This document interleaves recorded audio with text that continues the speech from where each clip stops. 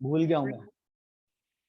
चलो मैंने रिकॉर्डिंग शुरू कर दी है, मेरे से गलती से हो नहीं पाई थी।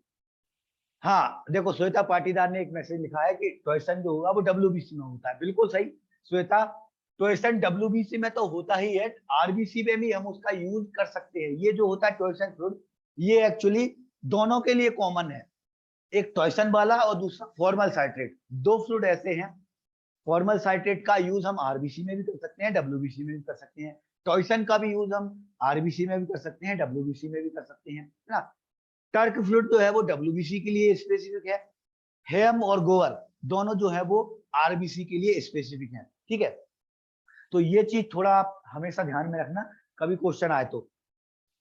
चलो मुकेश रावत ने चलो ध्यान दिला दिया, रिकॉर्डेड चालू नहीं हो पाई थी मेरे से मिस्टेक से, तो कल की जो रिकॉर्डेड क्लास होगी तो वो ये शुरुआत के कुछ क्वेश्चन है, मैं बाद में अलग से रिकॉर्ड कर दूंगा तो वो सारे क्वेश्चन कवर हो जाएंगे। चलो अगले क्वेश्चन पर आते हैं अपन। यही क्वेश्चन गलत हुआ था, ओके जीतन ने लिखा। अगले क्वेश्चन पे आते हैं अपन। Normal saline is not used for counting RBC. जो मैं क्वेश्चन जो मैं शुरुआत में आपको डिस्कस कर रहा था कि कुछ चीजें ऐसी हैं जो रूल रेगुलेशन वाली हैं, आपको दिमाग लगाना पड़ेगा। यहाँ पे क्वेश्चन क्या है कि नॉर्मल सलाइन का यूज हम आरबीसी काउंटिंग के लिए नहीं करते। क्यों नहीं करते भाई? यहाँ पे ऑप्शन देखें आप, पहले लिखा है कि ये सेल को हीमोलाइज कर देता है, तो क्या कर से करेगा इस नॉर्मल सलाइन? बिल्कुल नहीं करेगा भाई। नॉर्मल सलाइन जो होता है उसका ऑस्मोटिक जो प्रेशर होता है वो हमारे ब्लड के बराबर ही होता है ना। ब्लड नॉर्मल सलाइन में कभी भी हीमोलाइज नहीं होगा, है ना, क्योंकि दोनों का पीएच जो होगा वो भी बराबर होगा, ऑस्मोटिक प्रेशर जो होगा वो भी बराबर होगा।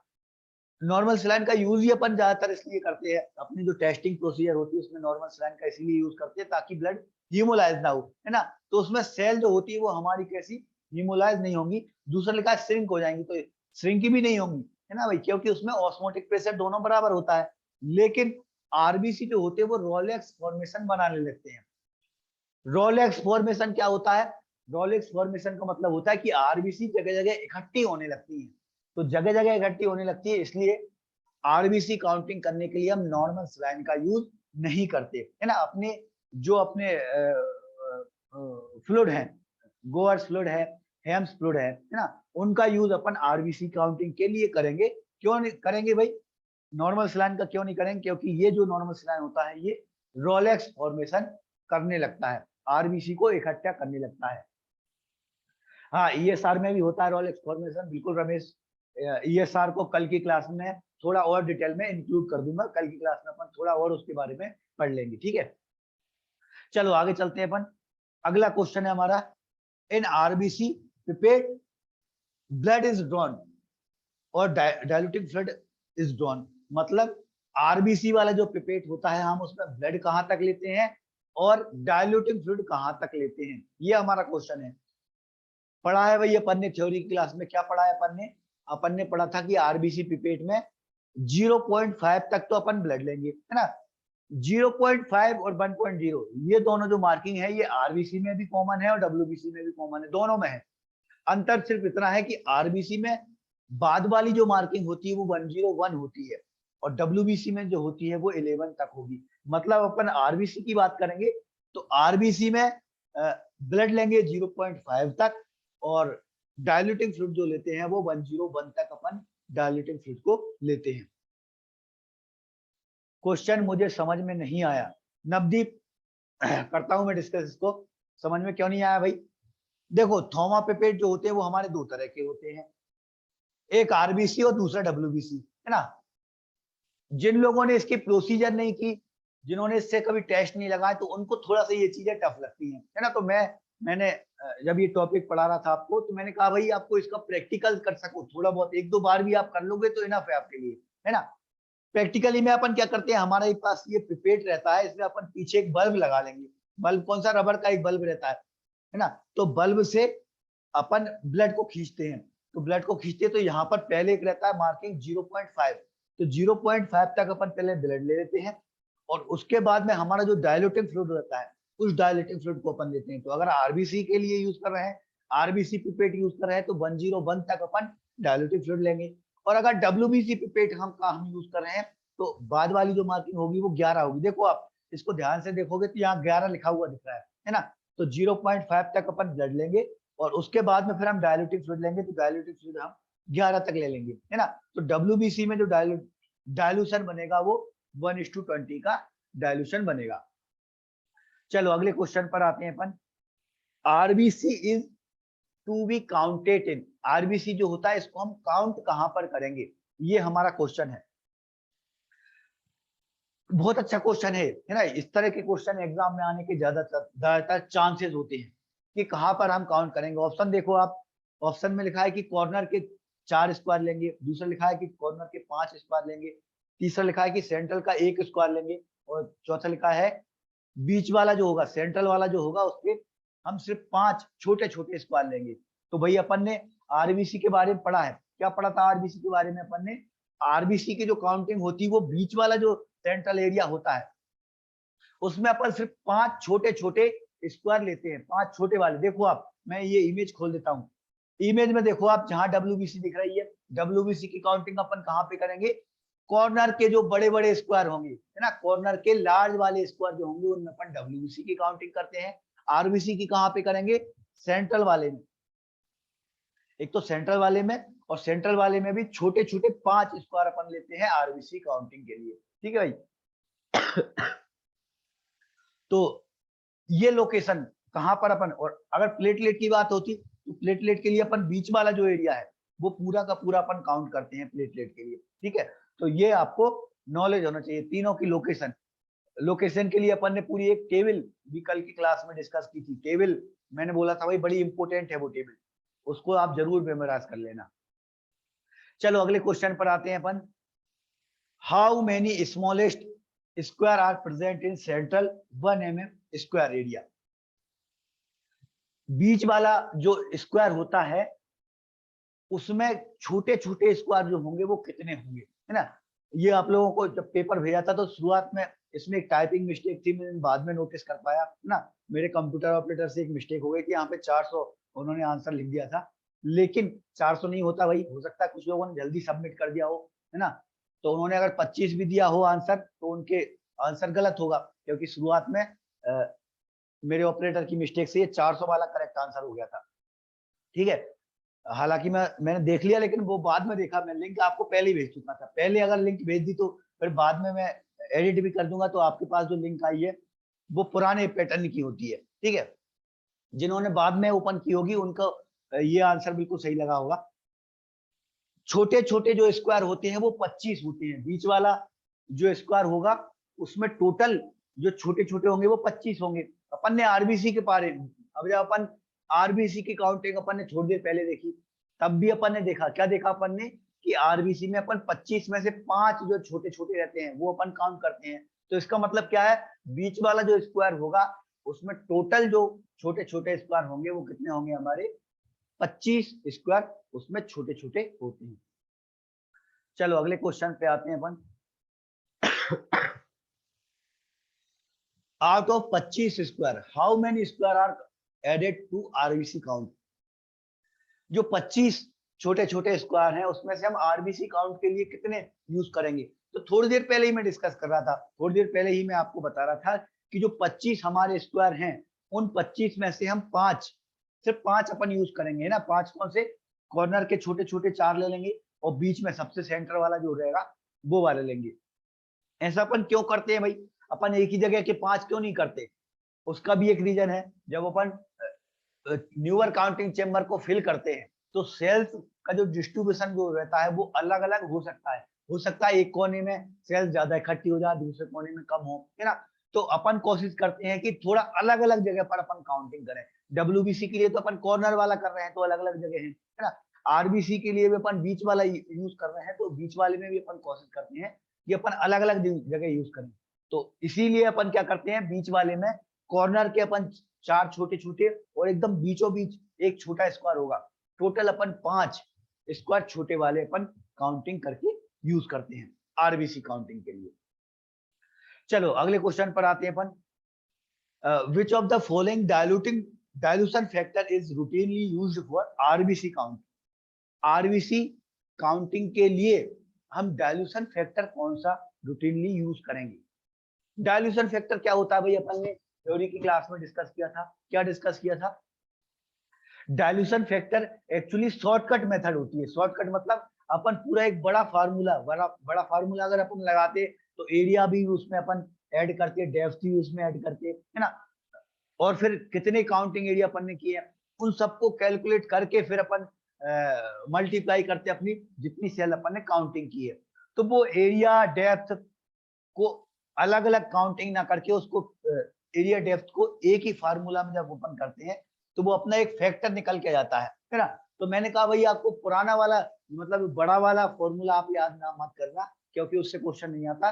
ये जरूर आप याद कर लेना कि जब हमने आरबीसी गिनी, आरबी की जब हमने गिनती कर ली, काउंटिंग कर ली, तो काउंटिंग करने के बाद हमको कितने नंबर से उसको मल्टीप्लाई करना है जब हमारी वैल्यू निकलेगी। तो आरबीसी के लिए जो डाइल्यूशन फैक्टर होता है वो 10,000 होता है ना।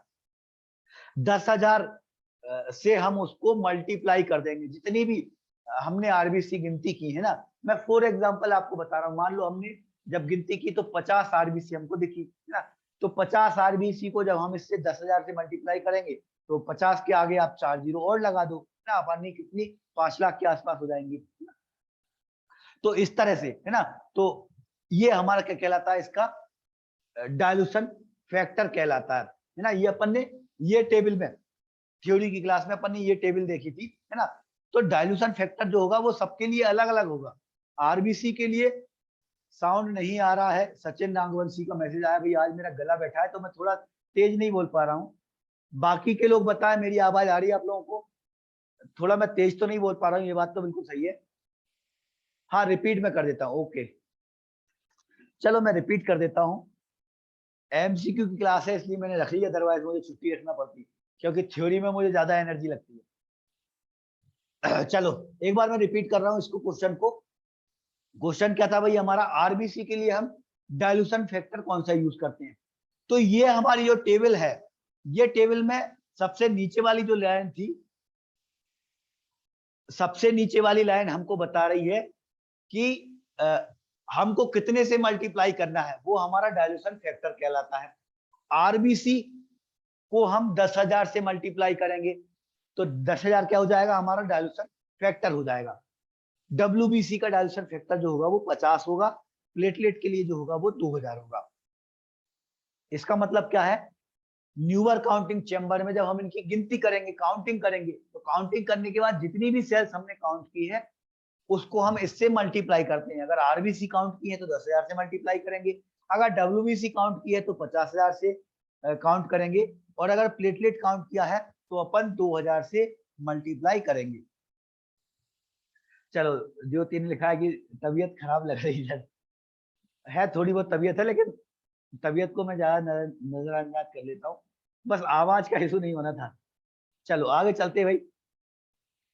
अगला क्वेश्चन है, मैं PCB is also known as, PCB को हम और क्या बोलते हैं। बहुत अच्छा क्वेश्चन है, बिल्कुल सिंपल क्वेश्चन है ना। मैं आप लोगों के रिस्पॉन्स आज देख ही नहीं रहा, हालांकि ज्यादातर लोगों के अच्छे नंबर हैं, 15 से ऊपर ज्यादातर लोगों के नंबर हैं। पीसीबी को हम क्या बोलते हैं, ये हमारा क्वेश्चन था। तो बड़ा सिंपल है, ये नोट्स में अपन ने इंक्लूड किया है। पीसीबी का दूसरे नाम जो है वो हेमेटोक्रिट, इसको हम क्या बोलते हैं, इसको हम हेमेटोक्रिट बोलते हैं। और पीसीबी का पूरा नाम, कभी कभी ये पूरे नाम दिए जाते हैं फुल फॉर्म, तो पीसीबी का जो फुल फॉर्म होता है वो होता है पैक्ड सेल वॉल्यूम, है ना। तो ये भी आपको याद रखना है। सीबीसी में हमारे पीसीबी, एमसीएच, एमसीएससीबी, एमसीवी, है ना, ये सारे जो है इनके फुल फॉर्म आपको नॉलेज होना चाहिए, है ना। हालांकि बहुत सिंपल है, एक दो बार आप पढ़ेंगे तो अपने आप ही आपको याद हो जाएंगे। तो पीसीबी का दूसरा नाम जो क्या है वो हमारा हेमेटोक्रिट। चलो अगले क्वेश्चन पर आते हैं हम। पीसीबी का मतलब क्या है। पीसीबी मींस ब्लड डोनेट करके ठंडा पी लिया सर ने। कविता ब्लड डोनेशन का जो मैंने स्टेटस डाला था वो मेरा इस साल का नहीं है, वो पिछले साल का है। वो तो मैंने आप लोगों के नॉलेज के लिए डाला था कि भाई आज डोनेशन डोनर डे है, ब्लड डोनेट है ना, तो क्यों करते हैं वो एक छोटा सा नोट्स मैंने डाला था। वर्ल्ड डोनर डे जो रहता है वो हम कार्ल, जिन्होंने ब्लड ग्रुप की खोज की थी ना, उनके जन्मदिन के उपलक्ष्य में अपन मनाते हैं दैनिक भास्कर ने छोटा सा भेजा था, मतलब दैनिक भास्कर के पेपर में आज छोटा सा वो टिप्पणी आई थी, तो वो अपने लिए बड़ी इंपॉर्टेंट है, अपन लैब टेक्नीशियन है ना, तो आपको नॉलेज होना चाहिए। चलो आगे चलते हैं भाई। पीसीबी का मतलब क्या होता है, ये हमारे क्वेश्चन था। तो ऑप्शन देखें आप, प्लाज्मा का वॉल्यूम का परसेंटेज। पीसीवी का फुल फॉर्म क्या होता है भाई, पैक्ड सेल। अब यहाँ पर सेल के बारे में बता रहे हैं, मतलब आरबीसी के बारे में बता रहे हैं, तो आरबीसी में प्लाज्मा तो हो ही नहीं सकता, पॉसिबल नहीं है ना। दूसरे ऑप्शन में डब्ल्यूबीसी लिखा है। पैक्ड सेल वॉल्यूम जो होता है वो हमेशा हम आरबीसी के लिए यूज करते हैं, तो आंसर क्या हो जाएगा हमारा तीसरा वाला, है ना। परसेंटेज जो होता है वो आरबीसी, आरबीसी का परसेंटेज बताता है हमको पैक्ड सेल वॉल्यूम। जिसकी आरबीसी जितनी ज्यादा होंगी उसका पीसीबी जो होगा वो उतना ज्यादा होगा, है ना। खासतौर पर जिन जो एनीमिया वाले पेशेंट होते हैं, एनीमिया वाले पेशेंट में पीसीबी जो होता है वो कम आता है। क्लिनिकल सिग्निफिकेंस अपन कल की क्लास में पढ़ने वाले हैं ना, तो उसमें अपन काफी कुछ चीजें और भी बहुत सारी चीजें जो होंगी वो अपनी रिपीट होंगी, ठीक है भाई। तो तीसरा वाला जो आंसर था वो इसका एकदम करेक्ट आंसर था। चलो अगले क्वेश्चन पर आते हैं अपन। In case of polycythaemia and dehydration, polycythaemia और डिहाइड्रेशन इन दोनों की कंडीशन में पीसीबी का लेवल क्या होगा, है ना। हालांकि अपन कल की क्लास में क्लिनिकल सिग्निफिकेंस पढ़ेंगे पूरा का पूरा सीबीसी में। एक दो क्वेश्चन मैंने आपको डाले इसलिए थे ताकि मैं आपको ये डिस्कस कर सकूं, है ना। ये टॉपिक अभी भी कंप्लीट नहीं है, अभी हम इसका क्लिनिकल सिग्निफिकेंस पढ़ने वाले हैं। कौन सी चीज कम क्यों होती है, कौन सी चीज ज्यादा क्यों होती है, किस वजह से होती है, सारा कुछ अपन अपने नेक्स्ट वाले टॉपिक में डिस्कस करने वाले हैं, है ना। उसमें से एक क्वेश्चन मैंने डाल दिया आपको डिस्कस करने के लिए, पीसीबी, पॉलीसाइथेमिया और डिहाइड्रेशन। ये क्या होता है भाई, पॉलीसाइथेमिया का मतलब होता है हीमोग्लोबिन का बढ़ा हुआ लेवल, है ना। तो हीमोग्लोबिन का लेवल जब बढ़ेगा तो पीसीबी का लेवल जो होगा वो भी क्या हो जाएगा, बढ़ जाएगा। और डिहाइड्रेशन की कंडीशन में भी यही होगा। डिहाइड्रेशन की कंडीशन में क्या होगा, डिहाइड्रेशन में हमारा प्लाज्मा का जो परसेंटेज होता है वो कम हो जाता है। जब प्लाज्मा का परसेंटेज कम हुआ, मतलब पानी का वॉल्यूम अगर कम हुआ हमारे ब्लड में, तो आरबी सेल्स का जो परसेंटेज है वो अपने आप ही ज्यादा बढ़ जाएगा, ठीक है भाई। तो दोनों ये कंडीशन, पॉलीसाइथेमिया और डिहाइड्रेशन, दोनों की कंडीशन में पीसीबी का जो वैल्यू होती है वो बढ़ जाती है, ठीक है। हालांकि इस तरह की जो क्वेश्चन है वो अपन अगले जो टॉपिक है उसमें अपन डिस्कस करने वाले हैं। चलो अगले क्वेश्चन पर आते हैं। Wintrobe tube was introduced by, Wintrobe tube introduce किसने की थी। देखो एक चीज तो बिल्कुल क्लियर है, जो ट्यूब का नाम है बिंट्रॉप, तो मतलब साइंटिस्ट का नाम भी बिंट्रॉप ही होगा। लेकिन एग्जाम में क्वेश्चन उनके पूरे पूरे नाम में भी कभी कभी अपन को कंफ्यूज कर देते हैं। जैसे यहाँ पे क्वेश्चन डाला है, ईएसआर भी कम हो जाता है, बिल्कुल। बिंट्रॉप जिन्होंने खोज की थी उनका पूरा जो नाम है वो मैक्सवेल, है ना। ये अपने नोट्स में इंक्लूड किया था। ये मैक्सवेल मेयर बिंट्रॉप जो हैं, इन्होंने बिंट्रॉप ट्यूब खोज की, खोज है मतलब खोज नहीं की थी, उन्होंने बनाया था, बना के उन्होंने इंट्रोड्यूस किया था, है ना। यहाँ पे देखो डिस्कवर शब्द नहीं लिखा है यहाँ पे। डिस्कवर अपन कभी यूज करते हैं जब कोई चीज को खोज भी हुई हो, जैसे ब्लड ग्रुप की खोज हुई। चलो तो इन्होंने क्या किया था, बिंट्रॉप ट्यूब को इंट्रोड्यूस किया था मैक्सवेल मेयर बिंट्रॉप ने। चलो अगले क्वेश्चन पे आते हैं अपन। What is length of Wintrobe tube, Wintrobe की जो ट्यूब होती है उसकी लंबाई कितनी होती है, ये हमें बताना था। पढ़ा था भैया अपन ने, बिंट्रॉप ट्यूब की लंबाई कितनी होती है हमारी, 110 mm, है ना। सेंटीमीटर भी में भी अपन इसका कभी यूनिट आ सकती है, तो सेंटीमीटर की बात करते तो 11 सेंटीमीटर, है ना। दोनों ही वैल्यू आपको याद रखना है, mm में 110 mm और सेंटीमीटर में 11 सेंटीमीटर लंबी होती है हमारी बिंट्रॉप ट्यूब, ठीक है। ईएसआर या फिर पीसी, ईएसआर में अपन बिंट्रॉप की जगह वेस्टर्न ग्रीन अगर अपन को करना होगा तो उस टाइम पे अपन वेस्टर्न ग्रीन वाला पेपेट लेते हैं, तो उसकी जो लंबाई होती है वो 300 mm की लंबाई होती है ना। और सेंटीमीटर में बोलेंगे तो 30 सेंटीमीटर लंबाई, है ना। तो दोनों की लंबाई आपको याद होना चाहिए। चलो अगले क्वेश्चन पर आते हैं। What is bore diameter, Wintrobe tube का बोर डायमीटर कितना होता है, ये हमारा क्वेश्चन था। ऑप्शन देखो आप, ऑप्शन में 1 2 3 4 ऑप्शन में लिखे थे, लेकिन नोट्स में मैंने डाला था 2.5 2.5। एक्चुअली 2.5 बोर डायमीटर जो होता है वो इंटरनल बोर डायमीटर होता है। अगर बाहर की बात करेंगे तो वो टोटल बाहर वाला जो होगा वो 3 होगा, है ना। कुछ जगह पर कुछ जो बुक है उनमें 2.5 mm का बोर डायमीटर लिखा है, कुछ जो बुक है उनमें 3 mm का बोर डायमीटर लिखा है ना। तो कल की क्लास में अपन डिस्कस कर रहे थे, तो मैंने बोला था भाई एग्जाम में कभी अगर एग्जैक्ट 2.5 नहीं लिखा, 2.5 अगर 2.5 नहीं लिखा है तो अपना जो आंसर होगा वो 3 होगा, है ना। अब कुछ स्टूडेंट बोलेंगे सर 2 क्यों नहीं होगा? बोर डायमीटर हमारा ज्यादा हो सकता है, कम नहीं हो सकता। क्यों भाई? क्योंकि 2.4 जो 2.5 वाला जो बोर डायमीटर होता है वो इंटरनल वाला होता है। बाहर वाले बोर डायमीटर की बात करेंगे तो वो कितना होगा हमारा 3 mm। तो कभी एग्जाम में कभी इस तरह से क्वेश्चन आए, है ना, अपन ने 2.5 नोट्स में इंक्लूड किया है। अगर एग्जाम में 2.5 ना आए, 1 2 3 4 करके आए, तो आंसर हमारा क्या होगा? हमारा 3 mm। 3 mm जो होगा वो बोर डायमीटर हमारे विंट्रॉप ट्यूब का होगा। ठीक है, चलो आगे चलते हैं अपन। मॉडिफाई ईएसआर, करेक्टेड ईएसआर आशीष अपन कल की क्लास में डिस्कस करने वाले हैं ना। ईएसआर के बारे में मैं कल की थ्योरी की जब अपन ने क्लास पढ़ी थी तो मैंने बोला था भाई कुछ चीजें इसमें छूट रही हैं। ईएसआर में मैंने स्टेज जो है उनके बारे में भी छोड़ रखा है। मॉडिफाइड और करेक्टेड ईएसआर ये अपन कल की क्लास में डिस्कस करेंगे, ठीक है। चलो अगले क्वेश्चन पर आते हैं। विंट्रॉप ट्यूब इज सेंट्रीफ्यूज। विंट्रो अगर हम पीसीबी लगा रहे हैं तो विंट्रॉप ट्यूब को हम सेंट्रीफ्यूज कितना करेंगे? ये हमारा क्वेश्चन था। कितना करते हैं भाई? अपन ने पढ़ा था प्रैक्टिकल अपन जब करते हैं तो प्रैक्टिकली करने के लिए अपन पीसीबी जब लगाते हैं तो विंट्रॉप ट्यूब को आधे घंटे के लिए 3000 आरपीएम पर अपन उसको सेंट्रीफ्यूज करते हैं। कितने? आधे घंटे के लिए 3000 आरपीएम पर अपन सेंट्रीफ्यूज करेंगे तब हमारा पीसीबी होगा, ठीक है। लेकिन अगर अपन विंट्रॉप ट्यूब की जगह पीसीबी अगर अपन छोटी वाली मेथड से लगा रहे हैं, छोटी एक और मेथड है हमारी माइक्रो हेमेटोक्रिट मेथड। अगर माइक्रो वाली मेथड लगा रहे हैं तो उस टाइम पर सेंट्रीफ्यूज हम ज्यादा आरपीएम पे करते हैं, 15000 आरपीएम पे करेंगे और सिर्फ 5 मिनट के लिए करते हैं उसको। ज्यादा सेंट्रीफ्यूज अपन नहीं करते, स्पीड ज्यादा रखते हैं लेकिन टाइम कम रखते हैं। यहाँ पर टाइम ज्यादा रखते हैं, स्पीड कम रखते हैं। टाइम कितना ज्यादा? आधे घंटे तक। आधे घंटे तक हम उसको सेंट्रीफ्यूज करेंगे 3000 आरपीएम पर पीएसआर पीसीबी को डिटेक्ट करने के लिए। अगले क्वेश्चन पर आ गया मैं। Buffy coat. बफी कोट इसका मतलब क्या होता है भाई? जब अपन पीसीबी लगाते हैं या ईएसआर लगाते हैं तो ईएसआर में भी अपन देखते हैं कि नीचे तो जो है सबसे नीचे जो है वो अपनी आरबीसी बैठ जाती है, सबसे ऊपर जो होता है वो प्लाज्मा जाता है।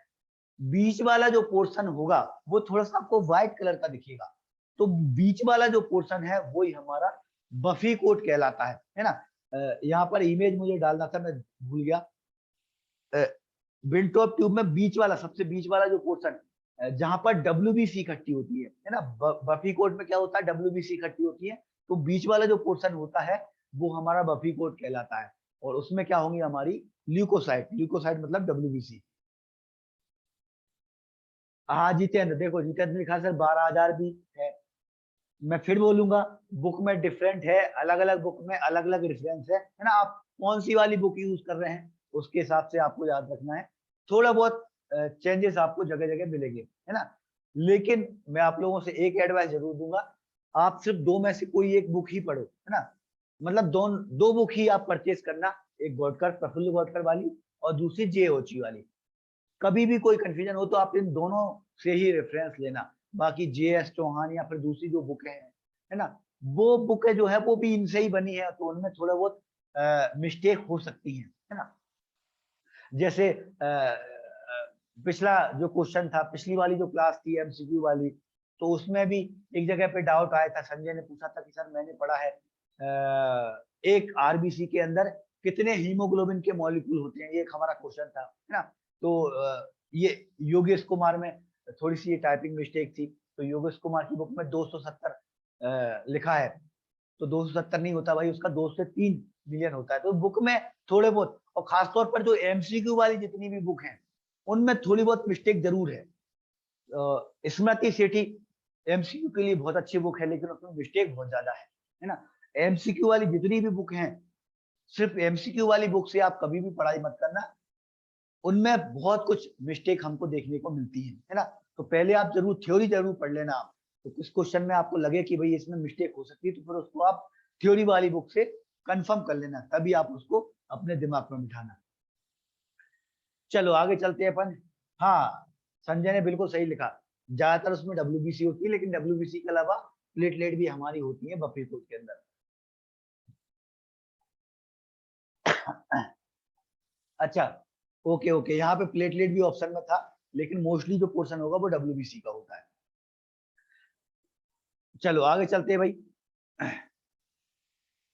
हाँ बिल्कुल जितेंद्र, एमसीक्यू वाली जो बुक है उनमें बहुत मिस्टेक होती है। स्मृति सेठी में बहुत मिस्टेक है। स्मृति सेठी से अगर आप पढ़ाई कर रहे हो तो बहुत केयरफुली पढ़ाई करना, उसको आप जरूर मैच करते जाना। योगेश कुमार में भी मिस्टेक है, लेकिन थोड़ी कम मिस्टेक है ना। जैसे एक क्वेश्चन में अभी पुराना क्वेश्चन था, वो एगो योगेश कुमार का क्वेश्चन था, तो उसमें योगेश कुमार में 270 लिखा था।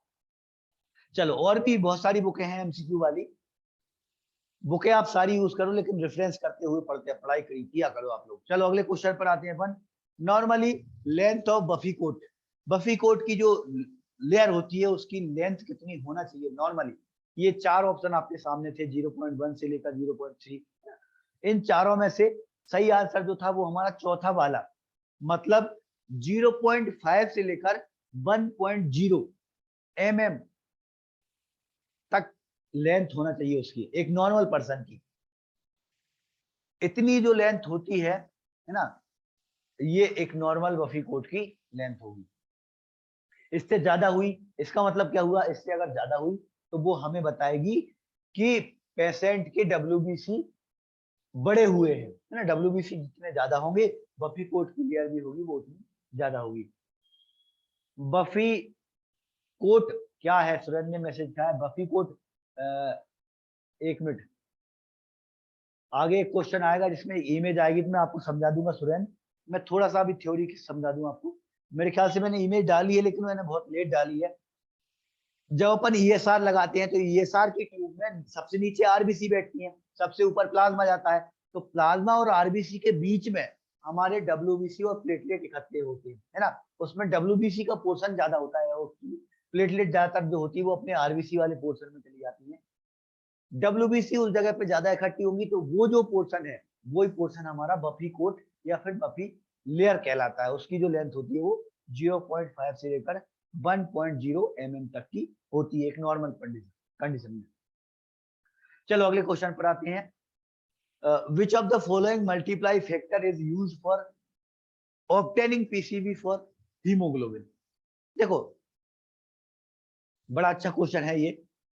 पीसीबी पैसे तो अपन को टेस्ट लगाकर रिपोर्ट देना चाहिए, और टेस्ट लगाने के लिए क्या करना चाहिए अपन को, विंडो में अपन डालो और आधे घंटे के लिए सेंट्रीफ्यूज करो। ये सबसे अच्छी मेथड है, लेकिन कभी अपन ये टेस्ट नहीं कर पा रहे हैं तो एक अंदाजा लगाने के लिए अपना एक कैलकुलेशन भी अपन कर सकते हैं। कैलकुलेशन करने के लिए बड़ा सिंपल सा कैलकुलेशन होता है। हमारा जो हीमोग्लोबिन होता है उसको हम 3 से मल्टीप्लाई कर दो तो हमारा पीसीबी निकल जाता है। जैसे मान लो किसी का 12 हीमोग्लोबिन है ना, तो उसका जो पीसीबी आएगा वो 12 या 36, 36 के आसपास उसका पीसीबी होगा, है ना। हालांकि वो एग्जैक्ट वैल्यू नहीं होती, 36 उसका निकल जरूर जाता है, लेकिन वो अराउंड में होता है, अबाउट में होता है, आसपास में होता है ना। 36 से थोड़ा बहुत कम भी हो सकता है, 34-35 भी हो सकता है, थोड़ा ज्यादा भी हो सकता है, 38-40 भी हो सकता है, लेकिन लगभग उसके बराबर ही होता है। हीमोग्लोबिन में 3 से गुणा करेंगे तो मल्टीप्लाई फैक्टर जो होगा वो कितना होगा हमारा 3। 3 से मल्टीप्लाई करेंगे अपन तो हमारा पीसीबी की वैल्यू निकल जाती है। बाकी 1-2 प्लस माइनस हो सकते हैं, ये चलता है। आरबीसी के ऊपर, हाँ देखो एक बहुत बढ़िया बात लिखी जितेंद्र ने। पीसीबी आरबीसी के ऊपर भी डिपेंड करता है काफी कुछ चीज, है ना। तो ये सिर्फ अबाउट में ही निकलता है, आसपास निकलता है, एग्जैक्ट नहीं निकलता। अगर किसी की आरबीसी की साइज वाइज में डिफरेंट है ना, तो पीसीबी अपन कैलकुलेट करके निकालेंगे तो उसमें वैल्यू थोड़ी सी अलग निकलेगी, थोड़ा अपन को अंदाजा लग जाता है। चलो अगले क्वेश्चन पर आते हैं अपन। In micro haematocrit method centrifuge speed of centrifuge should be, अगर हम माइक्रो हेमेटोक्रेट मेथड यूज कर रहे हैं तो सेंट्रीफ्यूज की स्पीड कितनी होनी चाहिए। थोड़ी देर पहले ही मैं डिस्कस कर रहा था भाई, विंट्रॉप में अपन स्पीड कम रखते हैं, टाइम ज्यादा रखते हैं। यहाँ पर अगर अपन छोटी वाली मेथड यूज कर रहे हैं ना, तो उसमें अपन स्पीड बहुत ज्यादा रखते हैं। कितनी स्पीड? 15,000 आरपीएम। 15,000 आरपीएम की स्पीड रखेंगे, लेकिन टाइम अपन बहुत कम रखते हैं, सिर्फ 5 मिनट। 5 मिनट के लिए अपन 15,000 आरपीएम पर घुमाते हैं। बुक में थोड़ा बहुत डिफरेंट है, कहीं जगह पर आपको 12,000 भी मिल जाएगा, लेकिन 12,000 से कम कभी भी नहीं होगा, है ना। तो कभी एग्जाम में क्वेश्चन आए 15 की जगह सिर्फ 12 लिखा हो, तो 12 भी हमारा करेक्ट आंसर हो सकता है। ठीक है, मुकाम रावत ने 12 लाख 1,20,000 लिख दिया भाई। 1,20,000 तो बहुत बड़ी बहुत ज्यादा स्पीड हो जाएगी ना, 12,000 भी बोल सकते हैं। चलो अगले क्वेश्चन पर आते हैं। In normal individual blood 0.1 mm buffy coat layer content, अगर एक नॉर्मल पर्सन है तो उसका 0.1 mm का अगर बफी कोट है ना, तो वो हमें क्या बताएगा, उसकी डब्ल्यूबीसी कितनी है। बड़ा अच्छा क्वेश्चन है। 0.1 mm का जो बफी कोट होता है वो हमें बताता है कि डब्ल्यूबीसी जो है उसकी 1,000 है। देखो यहाँ पर आ गया है ये इमेज ना बफी कोट के बारे में। अब मैं थोड़ा ज्यादा अच्छे से आपको समझाता हूँ। ये हमारा विंट्रॉप ट्यूब है ना। विंट्रॉप ट्यूब में नीचे की तरफ तो हमारी आरबीसी बैठती है, ऊपर की तरफ प्लाज्मा आता है ना। तो प्लाज्मा और आरबीसी के बीचों बीच यहाँ पर जो होगा वो डब्ल्यूबीसी इकट्ठी होंगी। तो अगर 0.1 mm का बफी कोट है तो वो हमको बताएगा पेशेंट की डब्ल्यूबीसी 1,000 है। और उससे अपन मल्टीप्लाई करते कर जाओ, है ना। अगर 0.5 mm का बफी कोट है मतलब 5,000 डब्ल्यूबीसी है। अगर 1.0 mm का बफी कोट है, इसका मतलब वो हमें क्या बताएगा, पेशेंट की डब्ल्यूबीसी जो कितनी है 10,000 के आसपास उसकी डब्ल्यूबीसी। थोड़ा सा हमको अंदाजा देता है ये बफी कोट। ठीक है, तो जिसको समझ में नहीं आया था कि बफी कोट क्या होता है, तो प्लाज्मा और आरबीसी के बीचों बीच वाला पोर्शन हमारा बफी कोट कहलाएगा। ठीक है, एक लास्ट क्वेश्चन और लेते हैं, उसके बाद क्लास ओवर करेंगे। जल्दी, छोटी क्लास रखी थी आज मैंने। Which of the diluting fluid is used in AEC? AEC मतलब एब्सोल्यूट यूस्नोफिल काउंट। एब्सोल्यूट यूस्नोफिल काउंट जो रहता है उसमें डायल्यूटिंग फ्लूइड हम कौन सा यूज करते हैं। बहुत अच्छा क्वेश्चन है ये, और एग्जाम में यूस्नोफिल काउंट से क्वेश्चन आ भी चुके हैं, है ना। तो भाई अपन ने पढ़ा था, कौन कौन से पढ़े थे। एब्सोल्यूट यूस्नोफिल काउंट के लिए अपन ने 2 फ्लूइड पढ़े हैं। एक तो अपन ने पढ़ा है डुंगर और दूसरा पढ़ा है हिंगलमैन। तो यहाँ पे ऑप्शन में हिंगलमैन था, कभी हो सकता है एग्जाम में डुंगर डाल दिया जाए, है ना, हिंगलमैन ना डालें। तो आपको दोनों ही याद रखना है, डुंगर और हिंगलमैन, दो जो फ्लूइड होते हैं वो हमारे यूस्नोफिल काउंट के लिए अपन यूज करते हैं ना। इन दोनों का आप याद करना है। आरबीसी के लिए हेम्स और गोवर, डब्ल्यूबीसी के लिए टर्क और टॉयसन। हालांकि टॉयसन जो होगा वो कॉमन होगा आरबीसी के लिए भी और डब्ल्यूबीसी के लिए। एक और होता है फॉर्मल साइट्रेट। फॉर्मल साइट्रेट भी आरबीसी के लिए और डब्ल्यूबीसी के लिए दोनों के लिए कॉमन होता है। जो स्पेशल होता है वो एग्जाम के हिसाब से ज्यादा इंपॉर्टेंट है। जैसे यहाँ पर डुंगर और हिंगलमैन ये ज्यादा स्पेशल है, ज्यादा स्पेशल वाले जो हैं वो एग्जाम में ज्यादातर पूछे जाते हैं। क्यूबीसी की कैपिलरी में प्रॉपर बफी कोट दिख जाएगा। बहुत बढ़िया, बीडी भैया ने बहुत अच्छी बात लिखी है। कभी आप लोगों ने मलेरिया पैरासाइट क्यूबीसी से किया हो, है ना। क्यूबीसी में क्या होता है, मलेरिया पैरासाइट करने के लिए अपन एक कैपिलरी में ब्लड लेकर उसको सेंट्रीफ्यूज करते हैं तो बीच में बफी कोट बन जाता है। तो उसमें बहुत अच्छा आ जाता है बफी कोट हमारा। बाकी गूगल पे आपको इमेज मिल जाएगी, बीडी भैया ने बोला गूगल पे तो आपको हर चीज मिल जाएगी, है ना। जहां पर भी आपको कंफ्यूजन लगे तो आप गूगल को एक बार जरूर सर्च मान लीजिए, है ना। आप देखो बुक तो पढ़ते ही हो, बुक के साथ साथ बीच बीच में जो कुछ समझ में नहीं आ रहा है तो गूगल पे आपने इमेज खोल ली, कुछ नया मटेरियल मिल गया तो वो मटेरियल आपको हेल्प कर देता है पढ़ाई के लिए। तो गूगल आप जितना ज्यादा यूज कर सको उतना ज्यादा अच्छा है ना। विकिपीडिया, और विकिपीडिया के अलावा इमेज इमेज बहुत हेल्प करती है हमारी पढ़ाई के टाइम पर। मुकाम ने लिखा है कि सर चार्ट बना दीजिए। मुकाम, अभी अपन ने क्लिनिकल सिग्निफिकेंस पढ़ा ही नहीं है, ये अपन कल पढ़ेंगे, है ना। तो किस कब कंडीशन में बढ़ेगा, कब कंडीशन में कम होगा, ये अपन ने कल की क्लास में आने वाला है, तो वो चार्ट अपन कल की क्लास में डिस्कस करेंगे, है ना। फिलहाल अपन ने सिर्फ प्रैक्टिकली पार्ट किया था। प्रैक्टिकली पार्ट मतलब अपन टेस्ट कैसे करते हैं, कौन कौन सी चीज अपन यूज करते हैं। एक्चुअली क्लिनिकल सिग्निफिकेंस में जितने भी तो हमारे टेस्ट हैं वो बहुत ज्यादा कोरिलेट करते हैं। मतलब इसका मतलब क्या है, हीमोग्लोबिन कोरिलेट करेगा हमारे पीसीबी से भी, हमारे एमसीएस से भी, हमारे एमसीएससी से भी, और ईएसआर से भी। सबके सब जो सीबीसी की जो वैल्यू है ना, रिपोर्ट सीबीसी की वैल्यू में हीमोग्लोबिन से हमारा RBC count, PCB, MCH, MCSC, MCV, ये सारे कोरिलेट करते हैं। इसके अलावा कुछ और वैल्यू भी आती है, जैसे कलर इंडेक्स हो गया है ना। ये अपन कल की क्लास में डिस्कस करेंगे। बहुत अच्छी क्लास है कल की, है ना। तो किस कंडीशन में बढ़ता है, किस कंडीशन में कम होता है, वो फिलहाल मैंने यहाँ पे छोड़ के रखा था, है ना। देखो नोट्स जो है वो कंपैरेटिव स्टडी वाले हैं। कंपैरेटिव मतलब एक जैसी चीजों को मैंने अलग हटा दी। तो अभी अपन ने थ्योरी, अभी अपन ने क्या पढ़ा है, प्रैक्टिकल पार्ट। अब थ्योरी वाला पार्ट अपन कल की क्लास में पढ़ेंगे कि कब कम होता है और कब बढ़ता है, ठीक है। चलो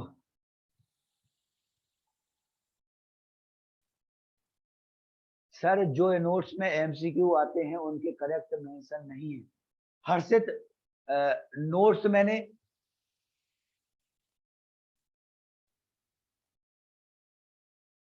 हर्षित क्या बोलना चाह रहे हो, जो एमसीक्यू यहाँ पर आए हैं, मतलब जो क्लास में जो मैंने आपको भेजे थे उसमें करेक्ट आंसर नहीं है, या फिर नोट्स में भेजता हूँ उसमें कोई मिस्टेक है? एक बार मैं आपके माइक ऑन कर रहा हूँ, आप जो आपको डाउट है आप अपने माइक को ऑन करके बोल सकते हैं। सर मेरा मतलब ये था, जो एमसीक्यू नोट्स में है ना, टॉपिक रोज भेजते हैं उसमें करेक्ट आंसर मेंशन नहीं थे। हाँ, कल के नोट्स जो मैंने भेजे, जैसे हाँ, मैंने नोट्स, हाँ बिल्कुल हर्षित, बिल्कुल सही बोल रहे हो आप। कल के जब मैंने नोट्स भेजे थे तो मैंने बाद में एक मैंने मैसेज डाला था कि भाई ये जो है वो फाइनल नोट्स नहीं है ना। ये तो मैंने क्या किया था, पढ़ाने के लिए जो नोट्स थे वो मैंने जल्दी जल्दी में आपको भेज दिए थे, ताकि आप एक बार नजर मार लो। फाइनल नोट्स मैं आपको भेज दूंगा, उसमें आपको करेक्टेड जो आंसर है उसको मैं उसमें ऐड करके भेज दूंगा, है ना। इसके अलावा और भी उसमें एडिटिंग होगी। प्रीवियस पेपर के जो क्वेश्चन रहते हैं उसको मैं हिंदी में भी कन्वर्ट करता हूँ, ऑप्शन को भी हिंदी में कन्वर्ट करता हूँ, क्वेश्चन को भी हिंदी में कन्वर्ट करता हूँ, और उसमें सही आंसर कौन सा है वो भी उसमें डालता हूँ। तो वो सब चीजें वो फिर मैं अलग से एडिट करके मैं आपको बाद में डाल दूंगा। फिलहाल वो सिर्फ एक बार नजर मारने के लिए आपको थी कि कोई कंफ्यूजन, कोई अगर कोई तो आप मुझे बता दो, या कोई चीज आपको ऐसे लग रही है कि सर इसमें ये चीज इंक्लूड नहीं है। हालांकि किसी ने भी मैसेज नहीं किया कल की क्लास में, तो मेरे हिसाब से जो चीजें चेंजेस करना होगी मैं चेंज करके आपको भेज दूंगा। ठीक है, थैंक यू सर।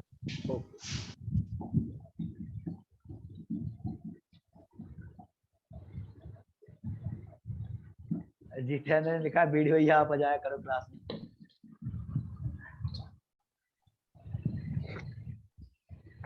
करिए करिए, जा दीपक तो गया जा, जहाँ जा रहा है टाइटल।